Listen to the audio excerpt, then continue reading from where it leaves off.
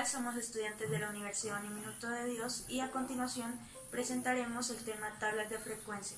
Mi grupo está conformado por Estefanía Nacona, Gina Paola Ordóñez y Alejandra Urbano. Tablas de frecuencia para realizar con estos datos. Tenemos en este caso una tabla de edades, tenemos 70 datos y para ello realizaremos la siguiente tablita.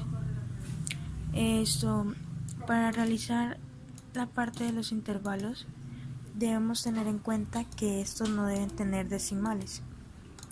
Entonces, de acuerdo a esto se va a dar, en los intervalos van a ser organizados, como podemos darnos cuenta que van de forma organizada. Bueno, en cuanto a la frecuencia absoluta debemos tener en cuenta la fórmula que se nos da. Para esto debemos realizar el siguiente proceso. Igual contar sí, abro paréntesis y realizaremos la toma de todos los datos de la tablita que nos dan, en este caso las edades que se nos presentan, y que estos no sean, que estos vayan dados debemos tener en cuenta que estos son va el 1 porque este es el criterio que se nos da.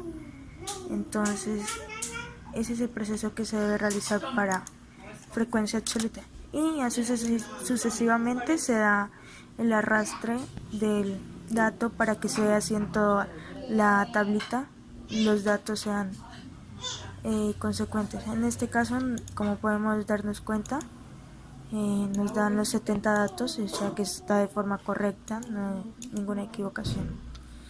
Bueno, pasemos al siguiente paso, que se nos da la frecuencia relativa. Para llevar a cabo la frecuencia relativa debemos tener en cuenta el proceso que se nos da, la fórmula que se nos indica, y este se da la forma que se nos permite llevar el proceso a cabo es de la división que hay en la frecuencia absoluta de los datos entre la división del total de las edades que se nos permiten. Ya como sabemos, en este caso nos podemos dar cuenta que hay el criterio que se nos da en el segundo orden, hay 9 niños con esa edad. Entonces acabo de ayer realizaremos la división de 9 dividido entre 70 y obtenemos el resultado que nos podemos dar cuenta de 0,1. Para realizar el proceso de la frecuencia absoluta acumulada debemos tener en cuenta que se nos da una fórmula. Esta va dada entre la sumatoria del primer dato de la frecuencia absoluta más la sumatoria del segundo y así sucesivamente. Entonces nos damos cuenta que para este proceso realizamos 7 más 9 nos da un total de 16. Entonces, como nos muestra 7 más 9, 16, y así sucesivamente se lleva el proceso. Para este caso nos debe dar el total de 1. Bueno, a continuación presentaremos frecuencia porcentual, que es el proceso más sencillo. Para este caso debemos se nos da una fórmula donde tomamos el dato de frecuencia relativa, lo multiplicamos por el 100% y bueno, a continuación nos da un 10%. Para este caso sucesivamente se lleva el proceso dado y debemos tener en cuenta que para este caso nos debe dar 100%, del cual significa que está de una forma correcta. Como segundo punto tenemos el siguiente ejercicio, que dice así: se encontró que las medidas de 20 tornillos sacados al azar de una producción de cierto día, estas se encuentran en la tabla siguiente. Tenemos la tabla de datos, que es la que estoy seleccionando. Continuando con este ejercicio, miramos que el número de datos que tenemos aquí recogidos son 30.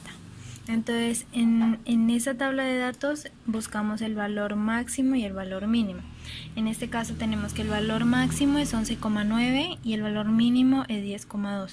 Eso lo tomamos de esta tabla de datos. El rango lo obtendremos con la fórmula del valor máximo menos el valor mínimo. Y el número de intervalos lo obtendremos con esta fórmula, que es 1 más 3,3 logaritmo del número de datos. Y la amplitud de clase la obtendremos del rango sobre el número de intervalos. Ya obtenido estos datos, pasamos a realizar la tabla de frecuencia. Aquí tenemos límite inferior y límite inferior. Bueno, aquí continuando con el límite inferior y el límite superior, como el valor mínimo tenemos 10,2, ¿no? Entonces empezamos con 10,2, tomando aquí la amplitud de clase, o sea, iríamos sumando 0,3 a cada intervalo. Entonces, hasta que nos queden los 6 números de intervalos que obtuvimos de acá de la tabla anterior. Después continuamos a desarrollar la frecuencia absoluta, que esta se obtiene frecuencia, seleccionamos el número de los datos aquí obtenidos y seleccionamos aquí todo lo que tiene que ver con límite superior, y así sucesivamente para los demás números. Aquí tenemos que dar autosuma y nos tiene que dar el total del número de datos. Si ese no corresponde, estaríamos mal aquí en esas operaciones. En la frecuencia relativa tenemos que es la frecuencia absoluta dividido entre el total.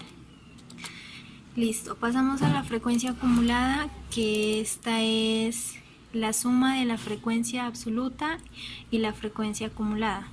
Como vemos, aquí tenemos 10 más 5, esto nos da 15, después pasaríamos a sumar 15 más 3 y así sucesivamente. En la frecuencia relativa acumulada tenemos como fórmula la suma de la frecuencia relativa acumulada y la frecuencia relativa, y vamos sumando así sucesivamente.